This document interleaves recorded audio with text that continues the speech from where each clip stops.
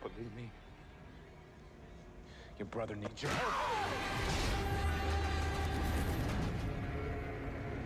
Typically, there are several ways you could remake a film. You can do a straight remake, where every element is just the same as the original movie, or you could remix the story, borrowing only minor plot points of the original, while tackling different themes and possibly having a different tone or genre. Or you could take the gist of the story and tackle the same themes, only having a few minor things be different from the original film to throw off the audience. This remake takes that approach. Of course, because of the time change between this and the original movie, Jacob is no longer a Vietnam veteran, and is now a veteran of a more modern war. The first noticeable change besides the war is the fact that this story revolves around Jacob uncovering the mystery of his brother and the drug that he's taking. Of course, like the original, we see Jacob hallucinate monsters. Here, the monsters are presented by some of the worst jump scares that I've ever seen, and their designs are just generic, which misses the entire point of their inclusion in the original movie. Granted, this isn't a scene-for-scene remake of the original, and should be judged on its own merits, but it seemed like they wasted a huge opportunity by making the monsters look generic. The original design of the monsters highlighted the fears of some soldiers, their fear to end up blind or having their legs blown off, were depicted through the designs. The subtleties of the original film's connection between the constant hallucinations and PTSD is erased by the opening scene of the movie, which pretty much flat out explains it to the audience. The acting in this movie seems like everyone just couldn't care less. They look like they're just reading their lines, without putting any emotion into it. Jacob and his wife's reaction to finding out that his brother is alive is just lifeless. The stale acting makes any attempt at drama or true emotion really hilarious, which is a terrible thing considering that the ending is supposed to be taken seriously. This remake has the same ending as the original